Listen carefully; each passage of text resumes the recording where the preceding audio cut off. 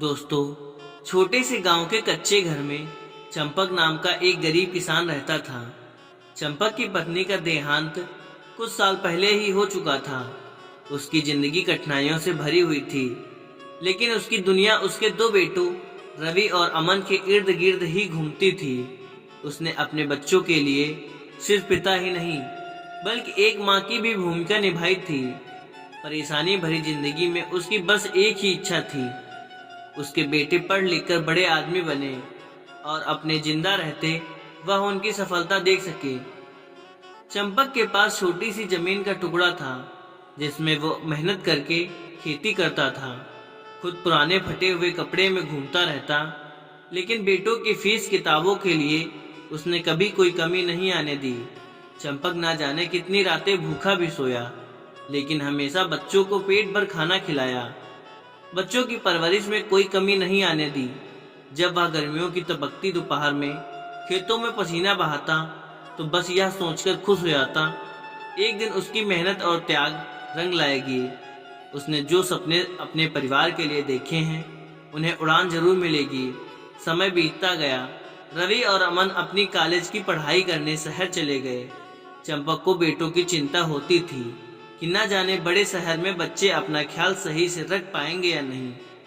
शहर की चकाचौंध में रवि और अमन इतना डूब गए थे कि उन्हें गांव की वो सादा जिंदगी और पिता का किया हुआ त्याग छोटा लगने लगा था। उन्होंने पिता के फोन कॉल को इग्नोर करना शुरू कर दिया। चंपक जब भी बेटों को फोन करता, तो उसे एक के बाद एक बहाने मिलते। पापा, मैं अभी मीटिंग में हूँ, किसी बड़े प्रोजेक्ट के चलते बिजी हूँ, बाद में बात करता हूँ। चंपक बेटों के इस व्यवहार से दुखी था, लेकिन फिर अपने मन को समझा लेता कि बच्चे अब नौकरी करते हैं, वैसे तो रहेंगे ही। चंपक अपनी उम्र के अब इस पड़ाव पर आ चुका था कि उसकी सेहत ठीक नहीं रहती थी। खेतों में काम करना भी मुश्किल हो चुका था। हिम्मत होती तो खाना बना लेता, वरना ऐसे ही भूखा सो जाता। उसे बस एक ही उम्मीद थी कि बेटे जब अच्छे से सेटल हो जाएंगे, तब मैं चैन से सांस लूंगा। एक दिन ऐसा आया, वह बिस्तर से उठ नहीं पाया। दर्द से कराहते हुए उसने रवि को फोन किया। बेटा रवि, मेरी तबीयत बहुत खराब है, तुम एक दिन की छुट्टी लेकर गांव आ जाओ। रवि ने कहा, पापा, मुझे ऑफिस में बहुत काम है, छुट्टी मिलना तो मुश्किल है, आप डॉक्टर को बुलाकर दिखा लो। चंपक की आंखें नम थी। उसने एक उम्मीद के साथ अमन को फोन लगाया, लेकिन अमन ने भी कहा, पापा, मैं बिजनेस ट्रिप पर शहर से बाहर आया हूँ, अभी नहीं आ सकता। चंपक की आंखों से आंसू बहने लगे। उसे अपने बेटों से कोई शिकायत नहीं थी। उसे पता था कि अब उसके पास गिने चुने दिन ही बचे थे। उसने फिर कभी रवि और अमन को फोन नहीं किया। कुछ दिनों बाद रवि और अमन के पास गांव से एक पड़ोसी का फोन आया। उसने बताया कि अब उनके पिता इस दुनिया से चल बसे। दोनों को सुनकर एक झटका लगा। वे तुरंत गांव के लिए निकल पड़े, लेकिन तब तक देर हो चुकी थी।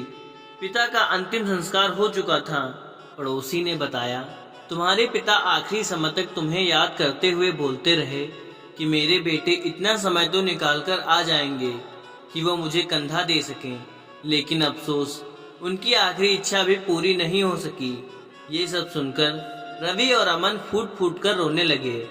घर के एक कोने में रखी चप्पल की पुरानी चप्पल, फटे हुए कपड़े और धूल में सना कमरा रवि और अमन को एहसास दिला रहा था कि उनकी हर खुशी के लिए उनके पिता ने अपनी जिंदगी का हर सुख त्याग दिया था। जहां उनके पिता आखिरी सांस ले रहे थे, उस जगह बैठकर दोनों को अपनी गलती का एहसास हुआ कि उन्होंने अपने पिता के त्याग की कीमत कभी नहीं समझी। रवि और अमन की आंखों से झरझर आंसू बह रहे थे। उन्होंने समझा कि उनके पिता का किया हुआ हर त्याग सिर्फ उनके लिए ही था, और उस त्याग की कदर करना वो भूल गए थे। उन्होंने महसूस किया कि उन्होंने सब कुछ पाते हुए भी सब खो दिया।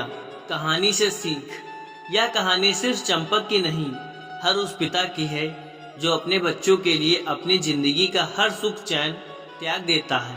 पिता का त्याग अनमोल होता है, और हमें उस त्याग की समय रहते कदर कर लेनी चाहिए। दोस्तों, अगर वीडियो अच्छी लगी हो तो एक लाइक शेयर जरूर करें। धन्यवाद।